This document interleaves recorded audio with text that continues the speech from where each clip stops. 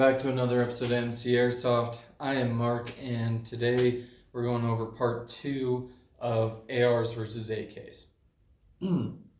For those of you who didn't see my first episode on this, go back and watch it. There's a lot of good information, at least in my opinion, on weight, size, and ergonomics, but we hit the about 30-minute mark, so I cut it there. Today we're going to be going over upgrades for them, both internal and external, and we hit on some of those external ones in the first episode, so today I'm mostly going over internal. Uniqueness, CQB and outdoors, and pickup games or open play or whatever you want to call it versus milsim. So upgrades for internals and externals. Now again, I hit some of it last time. For externals, there are a lot of things you can do to both of them, especially because these are airsoft and we're not really confined to the realm of real steel, having to keep things within certain tolerances, able to withstand recoil, things like that. Don't really have to worry about that. Don't have to worry about gas tubes or pistons or whatever. So yeah, so that's something to consider. That you can do a lot of things to these that you can't do the real guns. Externally, okay, out of the box, we went over. I hate the ergonomics of the AK. Not really a fan of the look. Bought this one mostly as a loaner gun and for videos and just a little bit of variety, and we'll get to that. But ARs with a basic set of tools, an AR wrench and some screwdrivers, you can change everything you want about this one. And it's not going to be very expensive like AKs. AKs, there aren't as many upgrades. So if you go to most of your airsoft store websites or in person, they're not going to have much. Okay, you can definitely change everything about it, but there aren't 200 different rails like there are for ARs. There aren't 200 different pistol grips like there are for ARs. Right, obviously I'm exaggerating, or maybe not. Actually, ARs do have quite a bit going for them on the market, but ARs, AKs versus ARs, ARs definitely have more options. If you want them to go full on speed soft, you can obviously do that. If you want it to be more military, you can do that. You can go full 20-inch barrel. You can go down to a 3-inch barrel. You can do all sorts of things with them. You can exchange rails, obviously, for skeletonized. You can do skeletonized receivers. I don't recommend them because the amount of dirt and dust that gets in them, but that's up to you. Hundreds of different butt stocks. Whatever you want to do to an AR, you can do it. And because the market is so saturated, there's a lot of competitiveness with price, right? So the prices are generally lower. AKs, I can change out this rail. It's probably going to cost me about $100. Now this rail did cost me a little over $100, but I could also get my rail for my Mark 12 was like 30 or 40, something in that range. And you can go much cheaper. This, if I want to retain the rails, I'm really looking at least like $60-$70. Probably if I want to upgrade the rail system, get more rail space or more attachment points for rails, if I can get an M-Block one, probably looking at $100-$200. It's expensive. Butt stocks are expensive. With the ARs, there's a lot of options, and all I have to do is slide off that butt stock, slide on another one. With this one, I have to come in here, I have to take off the attachment point or the hinge part. I have to come in here and I have to take off the block that's holding it.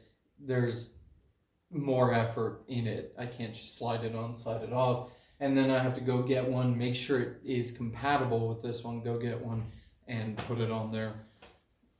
So, flash hiders. Now, one thing I will say that kind of evens market is if you can get a 14 negative one like this, I can put all my AR attachments onto the AK. This one, though, I actually laid out on my lathe, which is at the other end of the garage, and then seated it onto a birdcage flash hider, just because I wanted that boosted look, or the flash hider look, the little more modern look to it. And it is hollow, so it does kind of make it a deeper sound, but it does definitely make it a little bit louder. In case you're wondering what that is, look up the Bulgarian boosters. So if you get the right size flash hider, you can swap them between, doesn't really matter. But a lot of AKs do come with the larger threading, so that is something to keep in mind. Look for that when you're buying it. Yeah. Now, as far as attachments go, it's going to be a lot easier to put attachments on an AR, mostly when you're dealing with optics, right? If I want a rear set optic on this, I need to get one with the plate installed down here. I need to get a wraparound, or I need to make this dust cover more solid. There's a lot of different options for that, actually, if you're willing to spend real steel prices. Some of them hook into the front sight, some of them have a little bar that comes down, some of them just replace it, the dust cover, and they just has a rail built onto it. But one thing to remember is you need something either removable or mobile, because you need to be able to take this dust cover off in order to get to the battery. With this, if I'm running a PEC box, I can run batteries up to the front. I don't like that because the wiring, I keep batteries in the back. That's also just how my guns came set up, so I'm fine with that. But all I need to do is pop off the back plate and swap in and out batteries. As far as I know, there aren't any AKs on the market that have batteries in the buttstock. I'm probably wrong on that. Leave that down in the comments, I guess, because that is certainly a better option. It's something that I'm considering with this, replacing this with either a full stock or an M4 style stock, running the batteries out the back. So I can have larger batteries or battery interchangeability between the two, at least. Okay. So that's something to consider, that you aren't going to be able to have the same rearward mounts as you do on the AR, and if you can get ones that are back here, they're probably going to be expensive, whereas with this, there's a rail built on. So I like my red dots rearward because it makes the glass bigger, or seam bigger, and makes that dot easier to pick up. Whereas if it's out front, it's harder to find, and also it makes that dot a lot smaller, or makes the dot and the glass seem a lot smaller. Obviously, they're not actually changing size, but that also means I have to run my AK red dot brighter. Now, generally, I'm playing outdoors during the day. I run that at maximum brightness on green anyway, but that's something to consider. If you don't have green dots, or if you don't have a super bright red dot, that the AK is going to be a lot harder to see. Something to consider.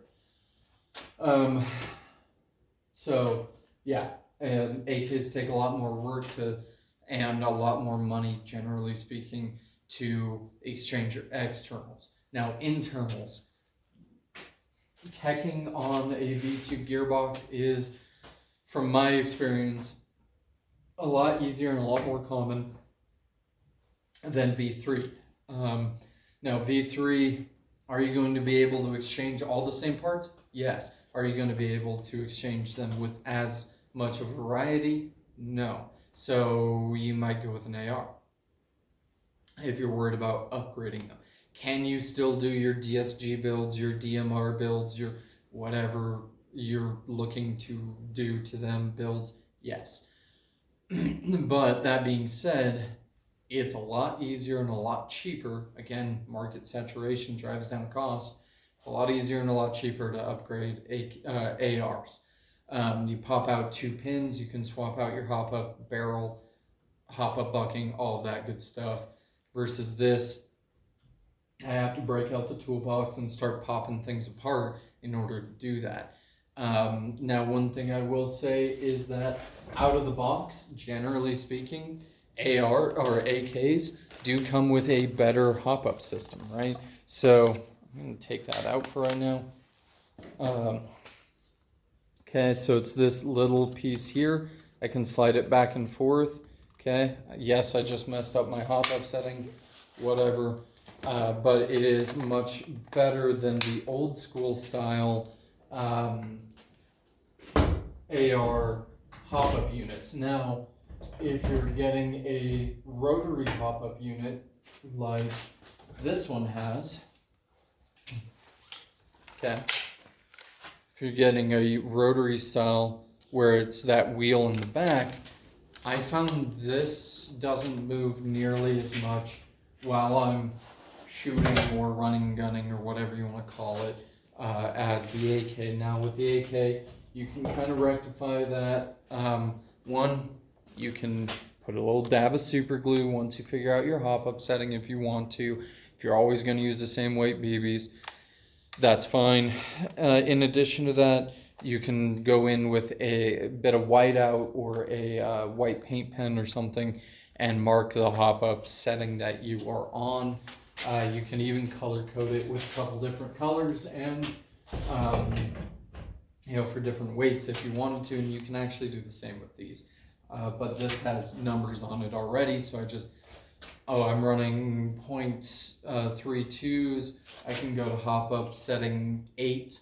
I'm running 0.28s. I can go to hop up setting 7, and I can either remember that or write it down and shove it in the buttstock on a piece of paper, or I can do a dope card, which I'm actually going to be working on for my Mark 12 now that I've got a good spring in there. I'm going to be working on a dope card, and maybe we'll talk about that in a future episode, but I got to get a lot more BB weights in and things like that so I can run through the whole range of them. And essentially what that's going to be is it's going to read 0.25 and then the hop up setting for 0.25s, 0.32s, the hop up setting for 0.32s, etc. So if people want to see a video on how I do that, then I can totally do that. But I do need to get more BBs, varying weights, and also wait for a non-windy day, which is very rare out here, so I might have to drive somewhere else and film. But the standard hop-up is generally speaking better than the cheap hop-ups that at least used to come standard in most ARs. They're starting to get phased out, and that's a good thing. But yeah, teching on this is a lot harder. There's videos out there, and I'm sure there's someone who thinks it's easier, but from my experience, it's harder. There's less parts, it's more expensive. So, unless it's the same part, right? Hop up buckings or something, but that is something to keep in mind. So moving on to uniqueness. Now this is something that I hear a lot from both online and also the various fields I've been to over the years, is that, everyone has an AR. Now, coming from a background like I do, where I used to work on a variety of ARs, never worked on a Mark 18, but I worked on a Mark 12, M110, M16A4s, I think an M16A2 or a couple of them maybe, because the Marine Corps holds on to stuff for a long time. M4s, M4s, so a little bit of variety. M27s or 416s, whatever you want to call them. So, and I will tell you that there is a big difference between most of those. But does that matter for airsoft? Not really. But then again, neither does the difference between an AK-47 and 74. Doesn't really matter unless you're looking for parts compatibility, right? So that's something to consider. But yeah, it's something to consider that an AR or M4, right, uses the same parts as an M16 in airsoft. So you can take your upper receiver, go with one short, one long, swap them back and forth all day. It's not going to really care. AKs, one, you're going to need tools to do that. Two, it might care about AK-47 and 74 parts. Something to consider. But like I would argue that there is, if you're the type to say there's no difference between an M16 and an M4, they're both AR-15s. Well, so is a 74 and a 74U. One's just shorter. So there's not a whole lot of variety there, but within the AK platform, just like an AR, you can get a pistol caliber, carbine one, then you can get like an M4 and you can get an M16, you can get a RPK, you can get a, which is the longest version. Personally, I would build it out to be a DMR, but that's just me. So you can get an RPK being the longest, and 47 or 74 being about this length. You can get a 74U or something equivalent. You can get a pistol caliber. Really, they don't get much different until you get to something like the Bison, right, where it has that weird magazine underneath, things like that. Okay. So it's different. It is unique and different because there aren't a lot of people rocking AKs. Most people are rocking M4s or, you know, in equivalent in AR kind of platform. But so it's unique in that sense. But if you have a couple guys using AKs, they're all the same to me, pretty much, right? I'm not an AK nerd. It's not really my thing. I'm not gonna be able to tell you the difference between most of them. Some of them, yes, not a lot of them. But yeah, like I know that the AK 20 or the 200 series has the different, or has this kind of set up for the flash hider. The 100 series, or for the front side post, but the 100 series has it rear set and other things. But unless you're getting like a Galil or Bison or something like that, an AK is an AK to me. But like I said, most people don't have, for airsoft, of course. But most, like I said, most people don't have AKs. So if you want something a little more unique, you want to stand out like the special little snowflake you are, you can of course go get an AK. You can also get an MP5 and be even more unique, because the AK is the second most common gun on the market, or at least carbon length, whatever. But I would argue saws are probably even more or less common. You know, an MP5 is still less common. P90 maybe a little bit more common with the new Crytek one, but you know, P90s are less common. There are a lot less common guns if you want to go with you know, a special snowflake build, but the AK being the second most common by a wide margin is still a little unique, and it's still practical. You know, it's still a little bit more ergonomic than some, definitely more upgradable than others. So that is something to think about. Personally, I like unique, but I like unique in other ways. Like for those of you who have seen my pistol build, it's a weird one, right? It's a Ruger Mark II or 3, not really sure. I think it's 2. It's got some differences because it's airsoft, but whatever. With a suppressor, different barrel, different flash hider, and red dot on it. It's unique. Never seen one built out the same way for airsoft. I like unique pistols because I don't use pistols very often. But yeah, so that's something to keep in mind, that maybe you want to go non-unique with your AR, right? Which to me, this is unique because it is a relatively clone correct URGI, right? So it's got the 11.5-inch barrel, real one's 11.3. To me, that makes it a little more unique, right? Is anyone going to notice from across the field? No, it's an M4 from across the field, but it's close enough. With a clone correct rail system, relatively, okay. Actually, it is made off of 3D scan, so it's pretty spot on.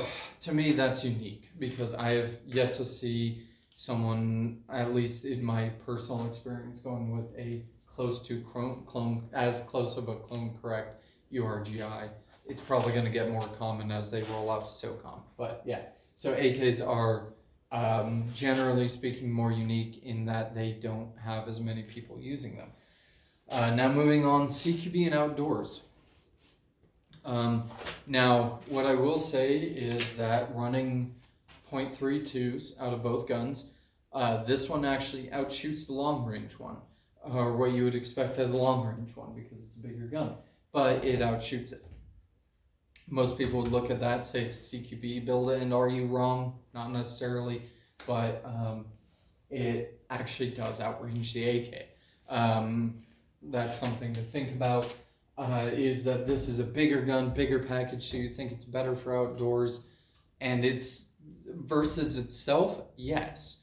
I would much rather take this outdoors than CQB. It's too big to me, too heavy to me, whereas this is lighter and smaller, but this works better outdoors, and I still haven't done any internal upgrades to it.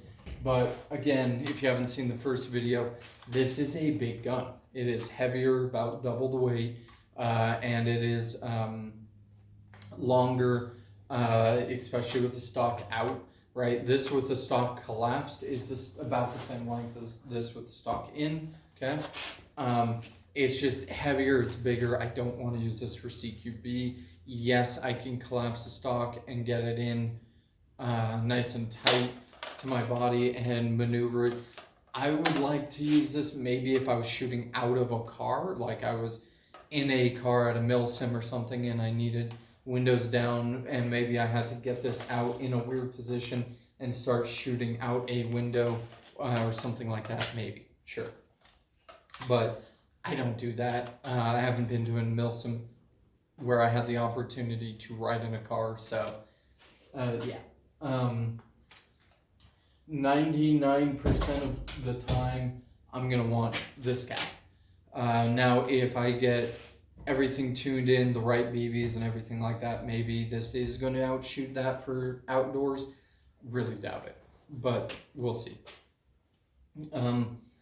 But I am going to choose this for CQB and outdoors 90% of the time, especially now that my Mark 12 is set up as a DMR with DMR strength springs. This guy is going to be my indoor outdoor 90% of the time kind of gun, whereas this guy is going to be mostly a loner gun, or when I want something a little different. Now, some considerations for pickup games and milsims. So pickup first is most of the people on the field are going to be using ARs, which means if you need an extra mag, they've got them, right? Maybe they won't share, maybe they're the wrong BBs, whatever. You could probably still feed this thing. Whereas AKs, maybe you can bum a speed loader off someone. Most people aren't running AKs, so most people don't have AK mags. If you are running a team and someone has a different gun, like an AK versus an AR, unless they've got a reason to use that different gun, maybe they should look at getting a gun like everybody else, okay? Or a gun that everyone else is using, right? So if I have an organized team of 3 or 4 people, whatever the case is, mag compatibility and ammo compatibility is pretty important. If I have 3 guys running an AR, 1 guy running an AK, that is a downside to that environment or that particular team, right? That is a detractor to having that person, right? Because yes, if they can carry enough ammo that they don't have to ever bum a magazine, great. But what if they get dust in them? What if they get dirt in them? What if they drop them? What if they, whatever? Maybe they need a mag. Now I can't give them one. Now I can give them a speed loader or something like that, but that takes a lot longer. Okay.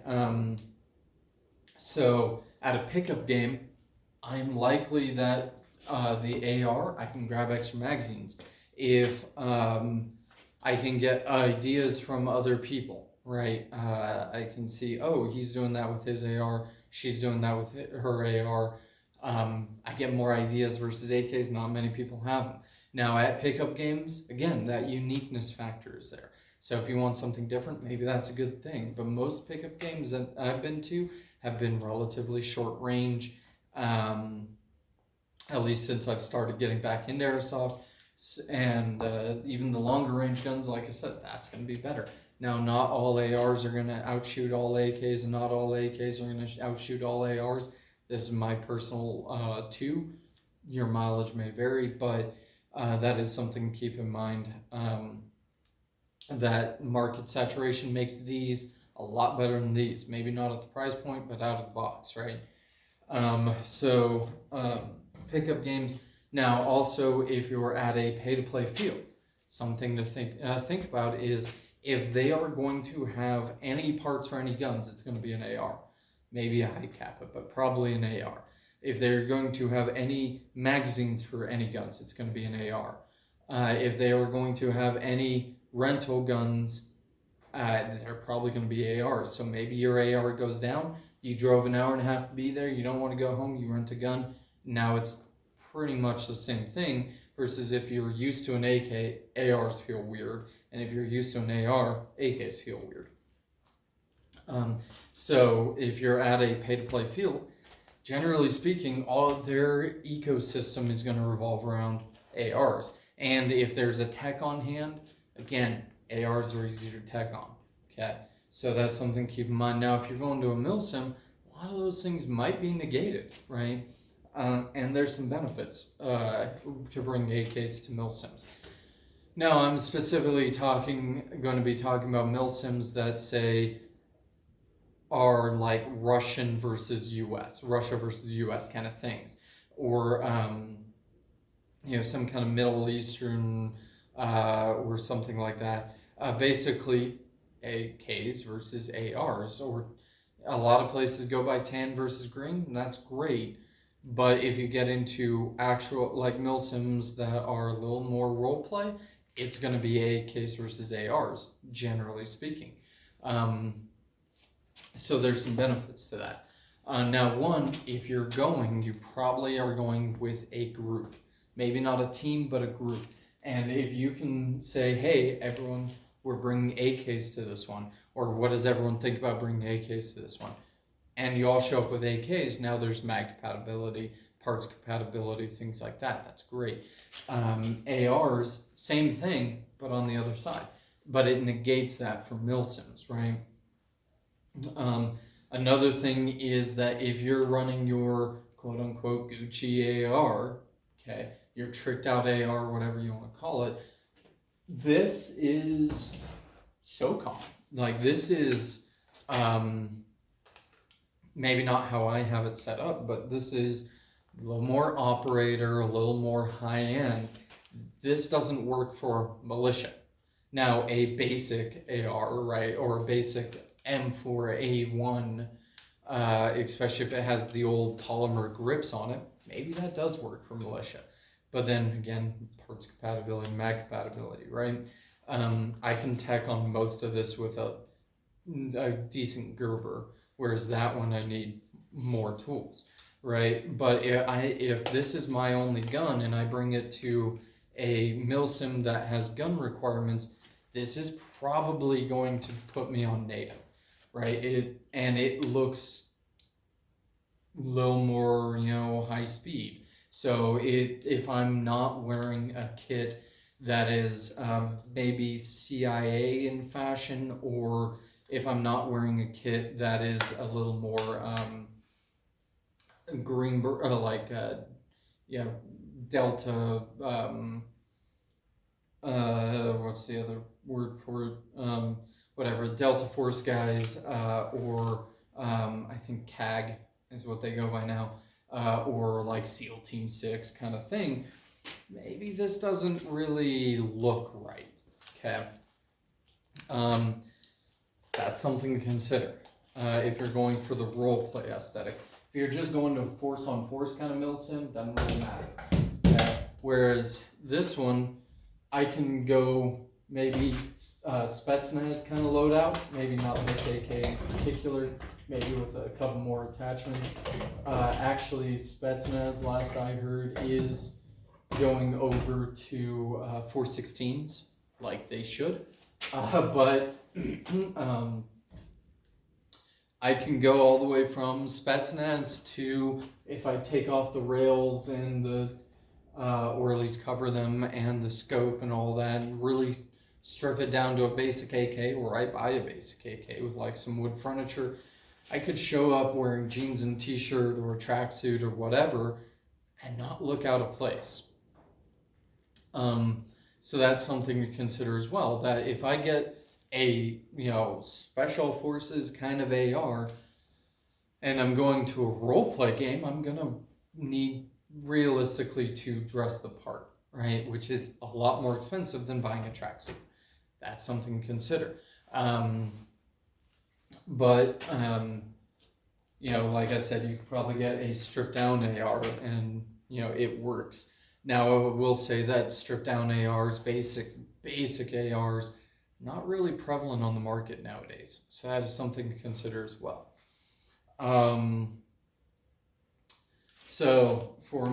also for milsims, maybe I am getting in and out of cars, or maybe I do need to conceal it. In that case, obviously the AK-47 isn't the best choice, but maybe a 47U with a shorter barrel, take off the buttstock, I can throw that in a suitcase, briefcase, backpack, whatever, whereas this, maybe, okay?